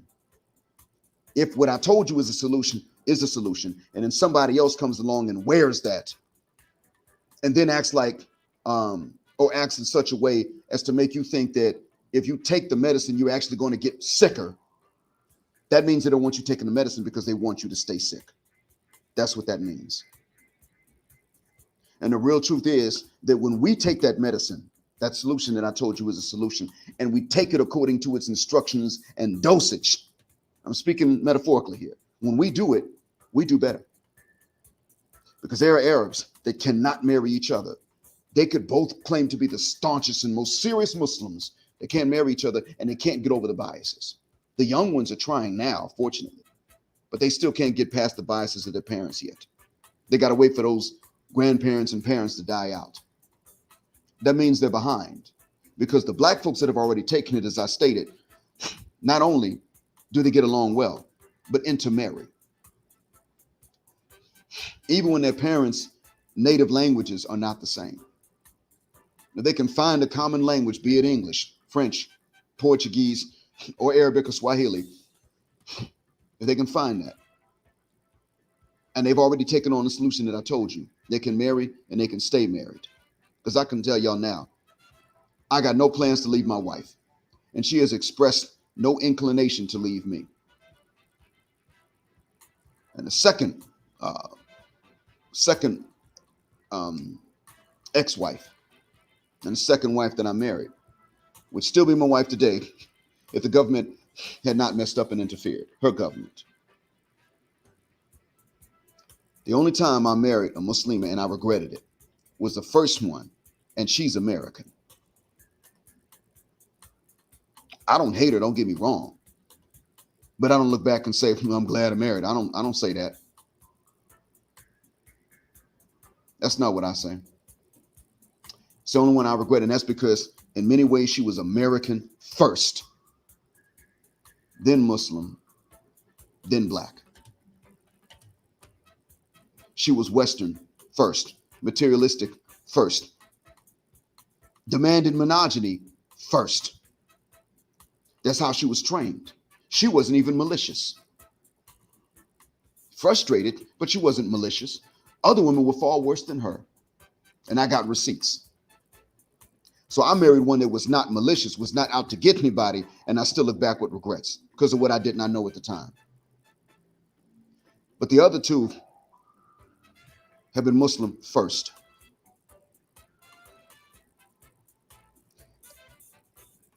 One was black third, and the other one black second.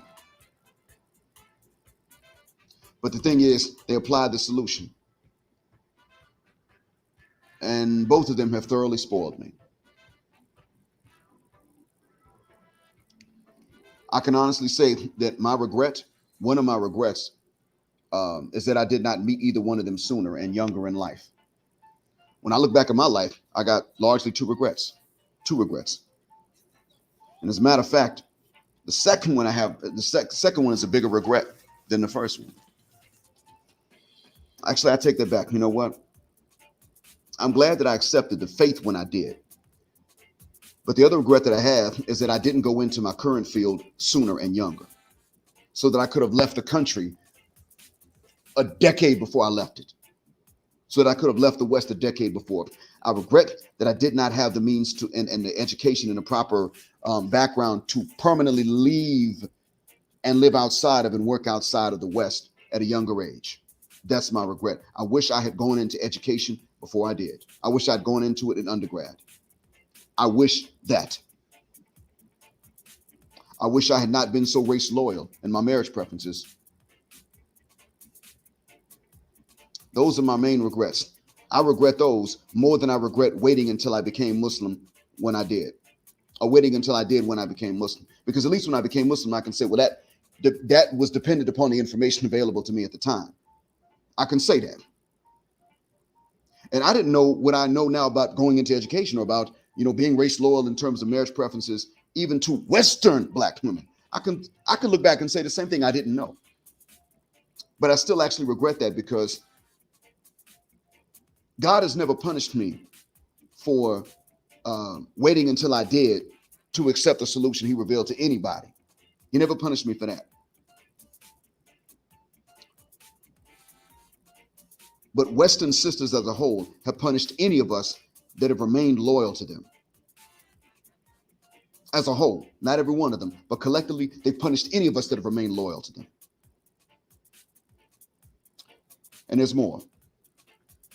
The fields into which I went, the occupational fields into which I went, punished me for not going into education from the very beginning. Those are where my regrets lie. I appreciate you all listening. And I mean that from the bottom of my black heart and the depths of my black mind. If anybody has any questions before I jump off, I'll give y'all time to type them. Let's see. Oh, okay. Israel Young Lion asked this one. How to find the strength to keep on marrying? I would have considered that, in all honesty, just quitting. But I actually was considering that. But here's the thing. The first time I was already living in Saudi when we decided we were going to split. And I knew that there was a major cultural difference. And that made it to where I wasn't against marriage in general, but I knew not to give no Western women a shot. White, black, or polka dot. I knew not to do that anymore. I knew. Because by that point, I'd already lived in Saudi for a year and some months. And I was, as a matter of fact, by the time my first ex said anything about a divorce, I was already discussing marriage with my second. And I told the first, you'll get your divorce after I get married and consummate the marriage with the second. That means till I stick it in and bust a nut and cream pie her cervix. After that, you can have the divorce. You will share me, even if it's only for a few weeks. And I'm not going to give you any either in the meantime. Now, did I do that out of hatred? No, I did that because there was somebody else that was an observer that needed to learn this lesson. Her mother was one of them. My daughters were the two others. They needed to see that their dad could not be told to bear the burdens and not take the benefits. They needed to see that mom couldn't pull one over. They needed to see that. Her own mother needed to see that, and she did. And her own mother knew, don't say nothing about me marrying another wife and not giving a divorce to the first one till I've consummated the marriage with the second. Don't say nothing about that, because you know what the hell your daughter did. And she had to admit, yeah.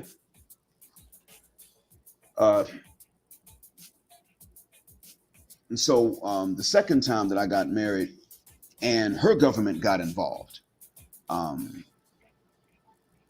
it wasn't her fault. It wasn't mine. I only gave her the divorce for her safety. I mean, people were starting to knock on a relative's door. They didn't actually have her correct address, but they were beginning to knock on a parent's door. Where is she? Where's this guy she's been trying to marry? People have been seeing him out, seeing them out together, and we're not going to recognize the marriage. So where is she? And what does she look like? And her relatives were like, she wears the face veil. She doesn't want anybody knowing what she looks like. She's got an ID card. Y'all should have that. What's going on? And so she told me about this after I visited a few times.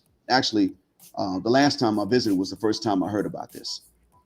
And I was considering not marrying within our race anymore, because she and I had an argument about her nationality's view of race. And I found out she had a bit of an inferiority complex. That was the only time I ever raised my voice, was that. That was on a Wednesday. 2 days later, I was flying out the country. And then a week after that, I got a voice note from her saying, look, I called, but it was late at night over there, and I'm asking for a divorce. So I gave it to her. Later, she told me that she didn't ask for divorce because of the argument. She agreed with my point in the argument. It was because of the government harassment, and that she was safe now because nobody was bothering her or her relatives. And that's, so I knew that wasn't anything she had done. But honestly, I was considering, after her, I was considering still marrying, but just never marrying. That was 2017. I was considering marrying still, but just never marrying from even within our race at all, because I wasn't going to marry someone that looked down on our people. I wasn't going to risk marrying even a sister that was only marrying me because I'm not that dark. I wasn't going to do that. But then later on, she explained to me that it was actually easy for her to take the correction and the points that I had made. It was just a safety concern. So that was fine.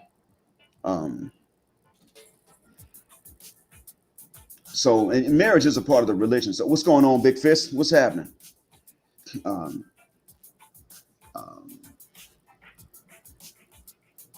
Oh, by the way, Jaws, oh wait, never mind. I see it. I misread it at first. So, yeah, make a long story short, third time, this I've been happily so. And this is actually one of the first times I'm worrying about if I'm good enough. First time since living in the States that I have to double check myself to make sure I'm being good enough and performing well enough to earn the benefits that I enjoy being married to someone like her. First time. That wasn't going to happen in the States. Anybody I married stateside, when I was younger, I was trained to think, am I good enough for them? Because, that's the gynocentric training. But after that first one, I realized, especially after talking to my pops about a few things, and even my mom, it was like, yo, you know what? I need to worry about if they're good enough for me, because I understand things they refuse to understand. Let's shuck this fit. So after that, I felt too good for Western women. I didn't even hate them, but I knew that I wasn't subject to the same brainwashing. All right, to answer this question, Chaos Rain, it's not cashless, but it's easier to swipe cards now with more places. It's easier to swipe. And I mean, now at even some of these small stores, even though you can pay cash, it's not cashless. It's now illegal for certain businesses to not give you the option to swipe a card. But you have, they got the chip here, and I think you have it there too, where you can tap your card to a machine and it'll withdraw the money.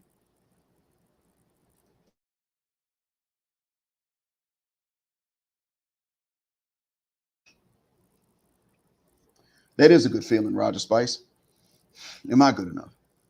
because it's easier for me to make the decision to perform better and be good enough than it is for me to convince a gynocentrically trained Western Isha to be good enough. Phantom clutch. As much as I'd like to defend another Muslima, I don't have a leg to stand on to defend her. I'm curious as to what made you pick the term trifling, but I'm not asking in defense of her yet because I don't have a leg to stand on to do it. I mean, I haven't heard her lie about our religion. That's the good thing. I haven't heard her lie about it. I've just seen her not, I've seen her not fully represented when it comes to race. Because see, the truly Islamic conservative view is men are to take care of women. Therefore, we are a degree above women. With the authority, we have the responsibility as well. When it comes to race, whoever did not start the racial conflict is the one that's innocent, the one you side with. That's the proper Islamic conservative stance. That's basic 101. And yet so many that are not black or Southeast Asian or Bengali tend to miss it. It's like it just goes over their head. Well, also Eastern European Muslims seem to get it.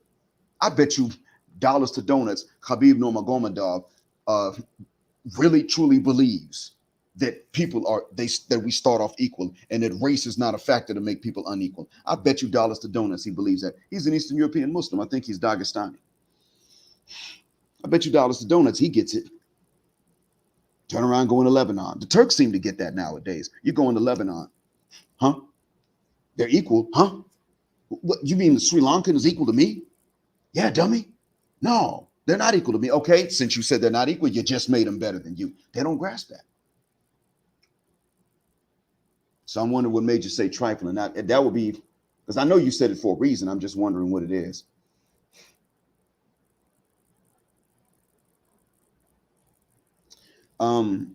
This, to answer your question, Chaos Reign, I honestly just don't know. I know that the book of Revelations describes one currency and it will be placed in the mark of the beast.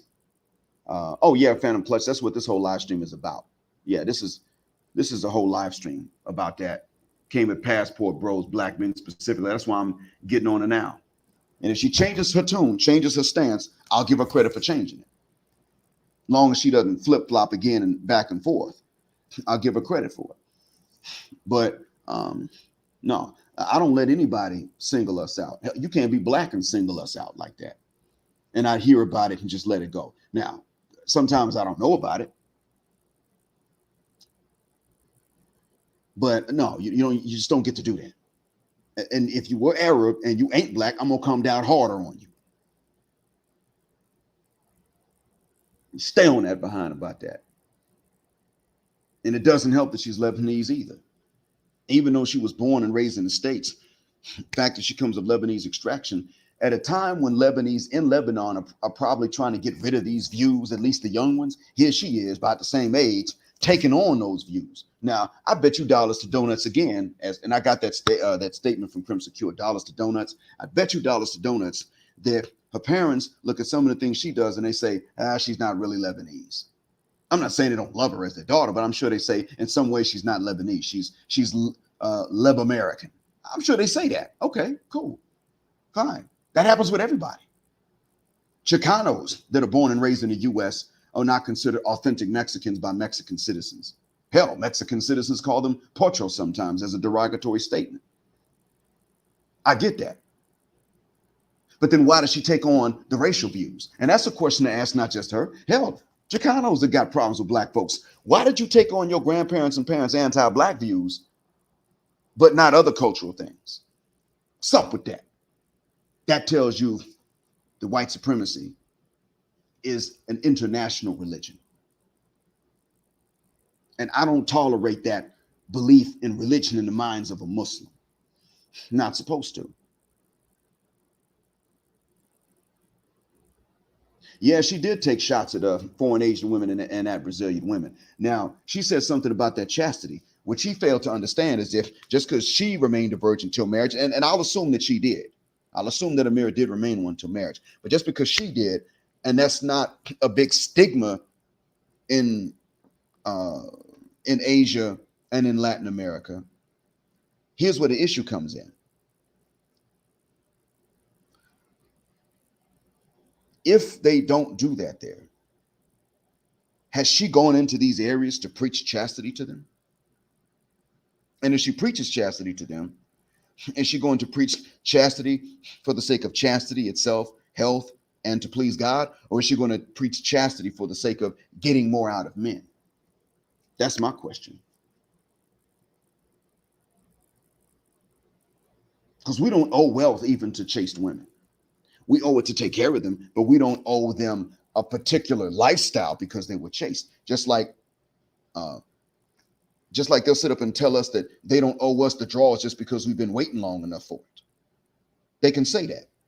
They love to say that just because of what we spend on them doesn't mean they owe us the draws. Fair enough. Just because we got their virginity doesn't mean we owe them wealth if we don't, especially if we don't have it.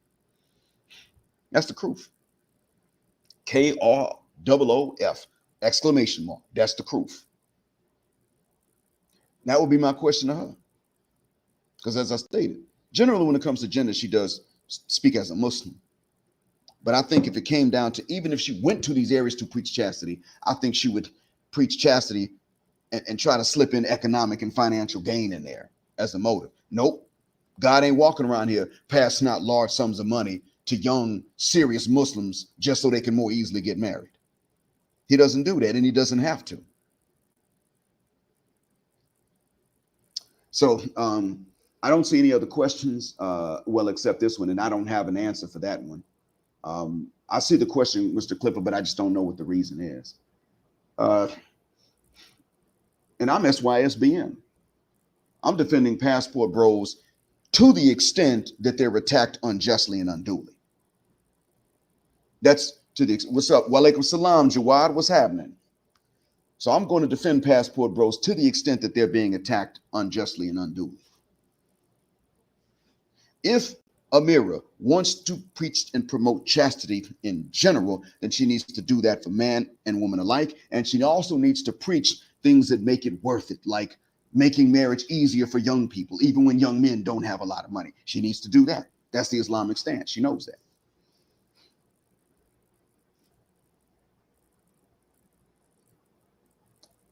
Assalamu alaikum, Abdullah bin Bobby.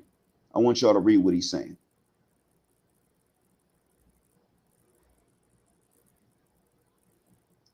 Abdullah bin Bobby knows about that. Lebanese women are not known for chastity. Even if Ameerah was chaste, and I assume that she was, that's not how her people are known. Did you all know that in some of the more liberal Arabic-speaking nations, women are known to brag about getting a man's body and his money? We're talking Arab women. They wouldn't say this on a microphone, but in hair salons and their private spaces, they're known to brag about that. The ones that like to do this sort of thing are known to brag to their friends about it. Did y'all know that? I don't blame you if you did. If you did not, I was shocked when I heard it. Oh, if that's what's going on, I need to know about that, because my question is, who are they getting? Who are they banging in Australia? Who are they banging in Australia? The British Australian men or the original Australian men? So in any case, I don't see any more questions. Whoa.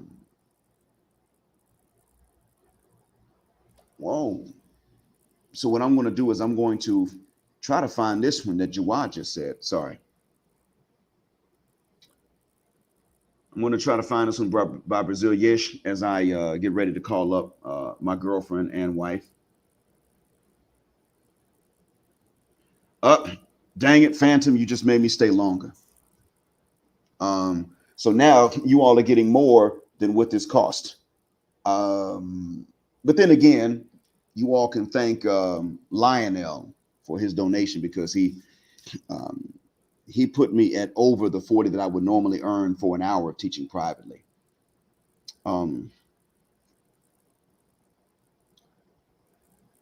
Very welcome, Chaos Rain. Phantom Clutch said something about how Asian fathers won't accept black men. For her to go in on Asian women for not being chaste, and she said something about them being the biggest gold diggers. Forgot to mention, well, guess what? Lebanese women are known to actually be a little bit more unchaste if they're approached by a well-to-do Westerner or a well-to-do Gulf Arab man. They're known to give up the drawers to them. Oh yeah, Gulf Arab men, even though Gulf Arabs look at Lebanese like they're stuck up in Sadidi, Gulf Arab men still see Lebanon as a location to which they can go to get their rocks off, whether with a Muslim or Christian Lebanese. They're known for that.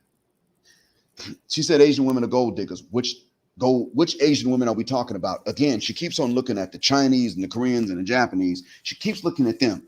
Which ones are we talking about? I don't know much about Malaysian women, but I've heard that it's still pretty easy to find the good ones. I haven't heard this about Indonesian women. If they're gold diggers, they just leave Islam and go get a Chinese boyfriend, be his plaything. If they're really gold diggers, that's what they've told me. Philippines, they're known for not being gold diggers. Absolutely not. She wants to say they're the biggest gold diggers. Which Asians? Asia's the only continent bigger than Africa. What the wuck she talking about? Who the huck is she talking about? I'm sorry. About who the huck does she talketh? Sorry, I'm an English teacher. I should get this right.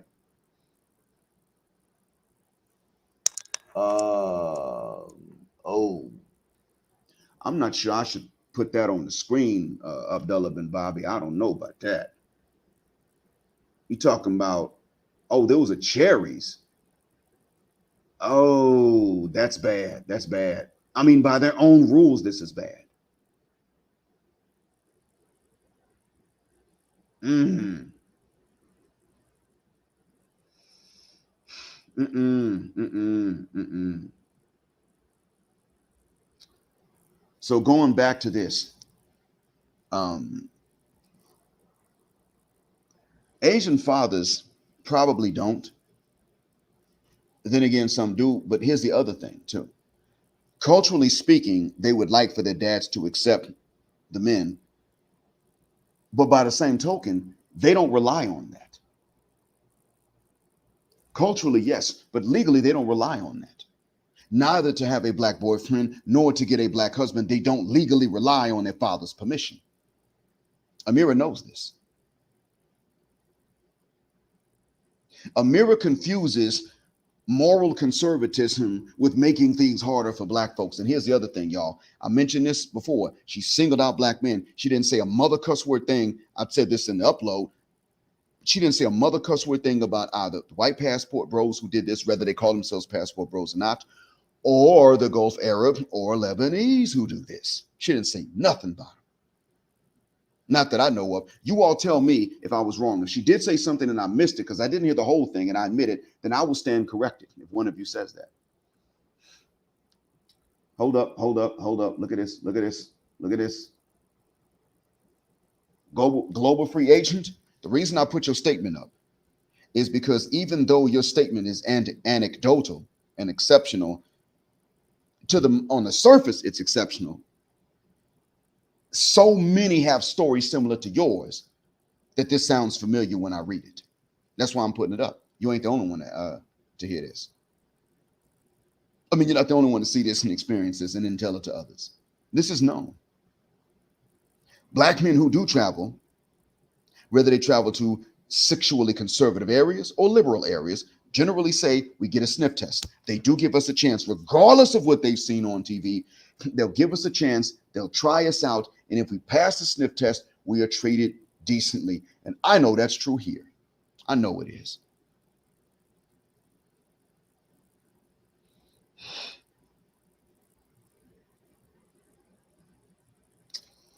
By the way, I'm going to put this in the chat right quick. Hold on.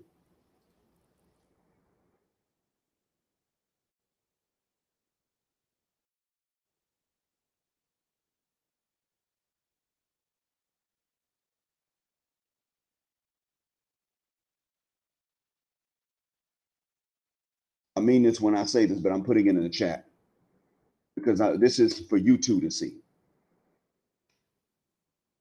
All right. This.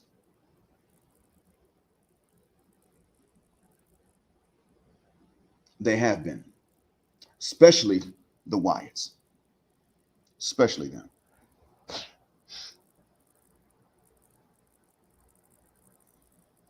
They've really been doing so.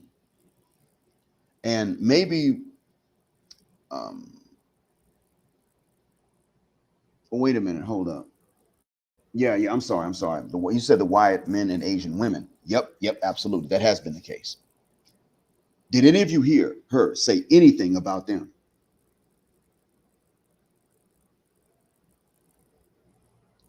Yep, exactly. Phantom, I've heard that before, and that's why I'm getting on her butt right now. How you gonna cape for them after what the F they did to her and her people? How you gonna cape for them after what they did? All right. Shout out to brother JS. Assalamu alaikum. I see the donation. Thank you from the bottom of my black heart and from the depths of my black mind. All right. Uh, Salute Detroit 313. Brandon R. I have not been to Mauritania actually. Um, I've heard and I'm not. I've heard about it, and one of my subscribers has actually been recently on a short visit, and so he even admitted it's a visit. I can't give you too big of an impression of the country, so I don't say much about it. Um,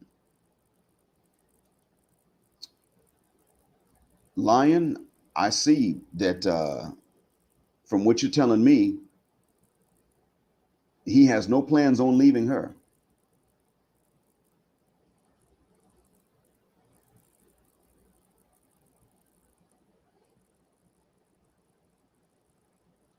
This is absolutely what it is. That is absolutely what the issue is, Gail at night. And even it's like that for her. What's going on, Blue Gotti TV? Oh, Jawad, I appreciate that, Jawad. Cash App works for me, but I didn't monetize the channel, so there's no super chat. YouTube never, they can't actually mail me the PIN code for it. So the Cash App is going across the bottom of the screen in the banner, I think. Um, and that's how, and I appreciate if you're doing that, then I appreciate it. Um, if you can't, you can't. I don't want you to stress yourself though, because I know you've got a big heart of gold. Um, okay, yeah, it's going across the bottom of the screen. The Cash App cash tag is. So um,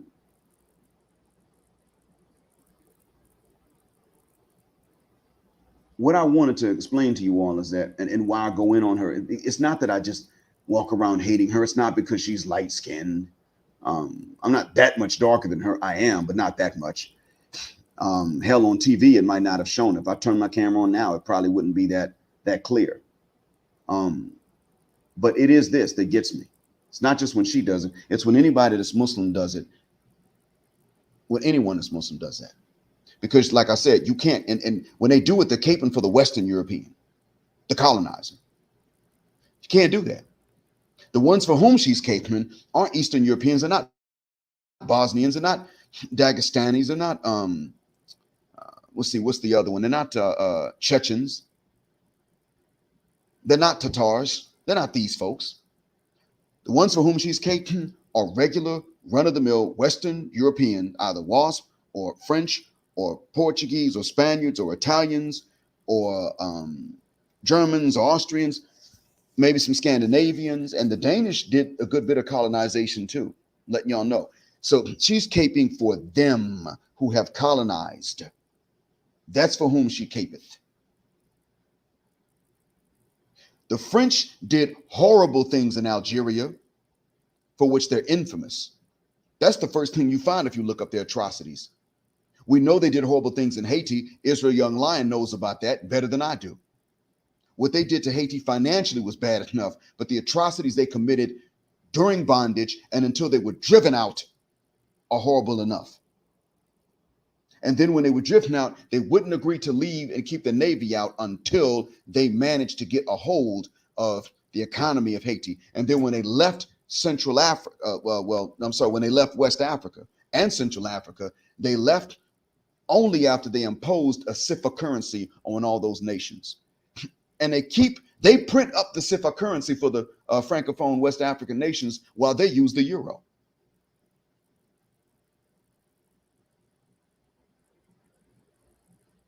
That's the thing.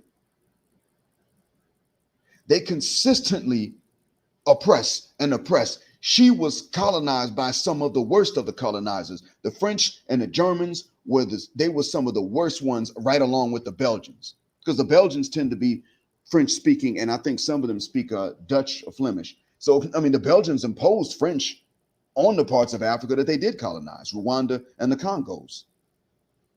They were brutal. So linguistically, they were the same people that colonized her people. She is not the only one like this. She's the one that's got a YouTube channel or goes on somebody else's YouTube channel. I don't know why they haven't kicked her butt off yet. I think they haven't done so because she doesn't seem to hate black folks. But to me, that doesn't matter. If you don't side when it comes to race, you side with us against Massa, or your faith is in question. And I'm starting to have doubts about her faith. I just didn't say much about it except once. I forgot that I even said that. But now I remember. No, that's to side with the oppressor against the oppressed is wrong, but to try to justify the oppressor like he's not an oppressor when you know he's an oppressor, according to At-Tabari in his collection of hadith, that takes you outside the fold of Islam. Now, Abdullah bin Bobby knows more than I do about that, but there's a collection called At-Tabari, and that's one of the ones in there. I just don't remember how strongly it's rated. The point is that to justify wrong as being right, that's blasphemous. Or maybe not blasphemous, because that's like when you lie on God or you insult God, but it does take you outside the fold. It is heresy. It absolutely is heresy. It's a heretical teaching to do that. And she keeps on doing that and keeps on doing that. Like, what you black people need to know, how about this? What you need to do? You need to admit that we at least have been traumatized, even Western black women. They handled it wrong. I'm not going to take it as an excuse. What the hell excuse y'all got if y'all so high and mighty? She's not even supposed to be on TV, or she's not supposed to be on a camera going live without a hijab on, let alone with makeup on, let alone add to that she's married. Because she's Muslim, these are three whammies, a triple whammy right there. By her own standards. You don't doll yourself up for somebody else. You don't take off the hijab for someone else.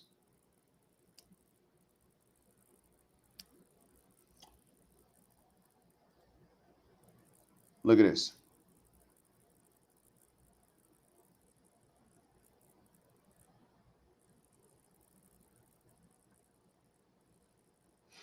I know that happens. In the States, I know about that. Because some of them Latinas, they would accept Islam. If they saw an Arab man they like, they'd go get him. What do the Arab women do when they see an Arab man they like? They talk to their friends, write some poetry, listen to some love songs, and then get mad because he never comes around. These Latinos will go and get these men. And they get mad. She's such a SLUT. That's how she got him. Well, if you still like him, why do you still like him if you think he's going after SLUTs? What's up with that? That's how they do. Christopher Clipper stated this. See, this is how the French are. They were brutal in Haiti. They were brutal in Nigeria. They've been brutal in West Africa. They were brutal in Tunisia. I didn't say anything about it because the Tunisians with whom I worked didn't tell me much about this. Well, Mr. Clipper just stated it. And I'm not shocked that they did it.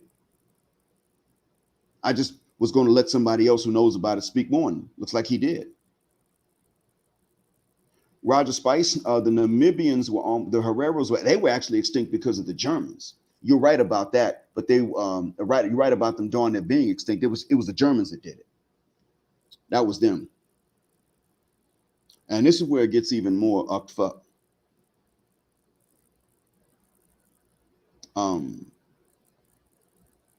I bet you that she has not a mother cuss word thing to say about the Germans.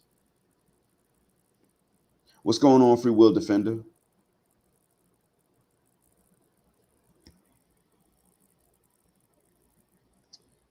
Abdullah bin Bobby. We absolutely know that's the case. Now, as far as her helping them oppress any of us, I'm not sure. But from my understanding, until someone can tell me differently, I'm assuming that to even so much as side with whites collectively against black folks collectively, not on individual cases, but I'm assuming that even to side with whites collectively against black folk collectively or against other non-whites collectively because of colonization, enslavement, and kidnapping is a nullifier.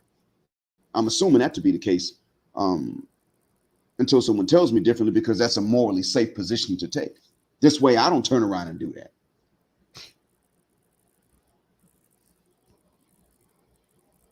So in that case, that being said, I really appreciate you all coming through. I mean that. I mean that. And so you all have helped out, and I am. I may start trying to do this at least twice a week, because this evening y'all made it financially worthwhile, and I mean it when I say I appreciate that. So I'll try to do this at least twice a week, because I'm not trying to drain any one person, but it's not like every one of my 4,020 subscribers is going to kick in a dollar. It's not like that, and I don't expect that. So for those of you that have kicked in anything at all, I mean it when I say I appreciate it. But if it's affordable, I'll try to do this twice a week if it's affordable. Time is still tight. That is the case. But if this were a pattern, then eventually more time would be freed up. Peace and blessings, Gail. And I look forward to seeing you all the next time. Some students of mine have to write poems or raps. Maybe I'll let you all know how that goes, because that's turned out to be pretty interesting. And by me giving them this assignment to help them with their English and help them practice and exercise their English skills, it's inadvertently led to some discussions about race, ironically.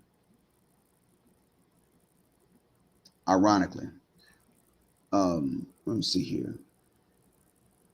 Whoa, whoa, whoa, whoa. Now this says something right here. If the French army tried to do this, because it was Charles de Gaulle that was leading all this stuff. If the French army tried to do that, that means they were sick and tired of oppressing the Tunisians.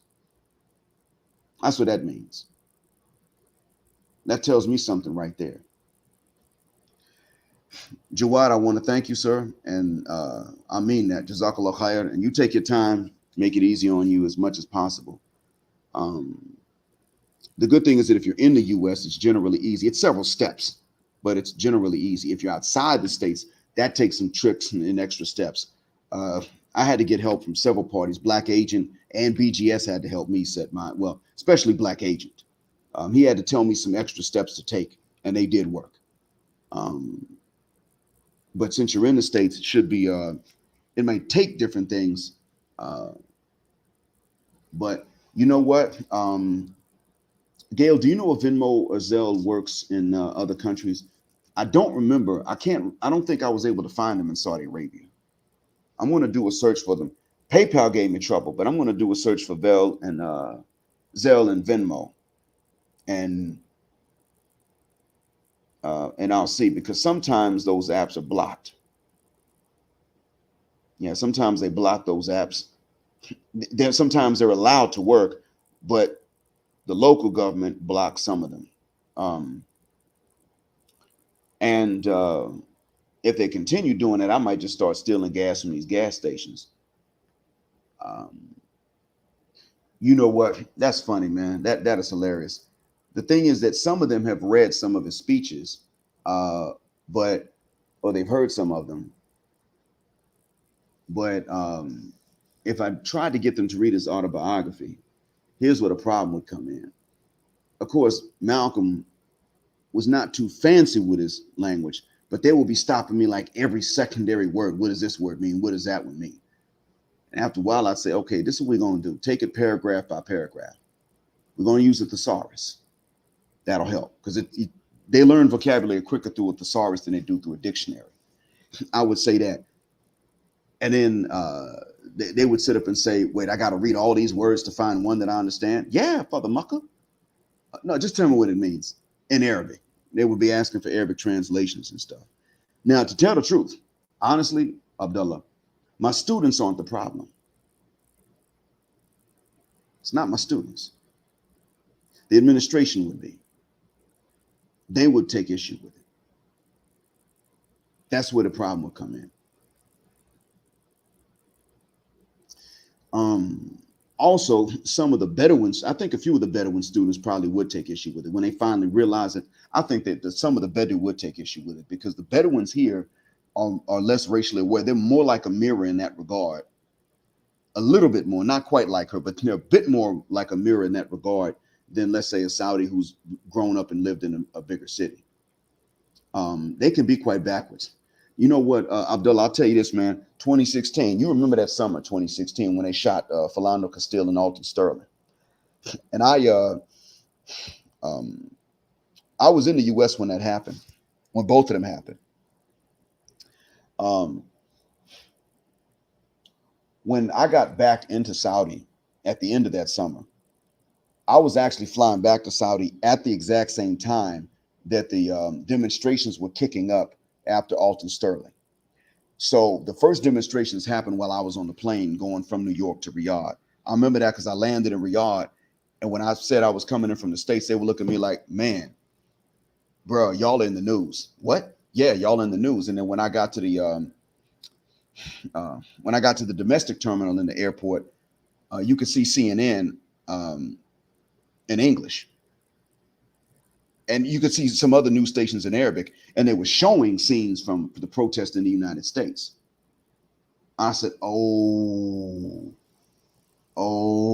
dang. And when I got back to the little village in which it's not a village, but when I got back to the small town in which I was working, bruh, some of my friends in that town had to come to me and say, listen, black man, we sorry. We didn't believe you when you said all this stuff about America and racism, and that's why you left. We didn't believe you. We're sorry, man. We thought you were imagining it or making it up. I said, wait a minute.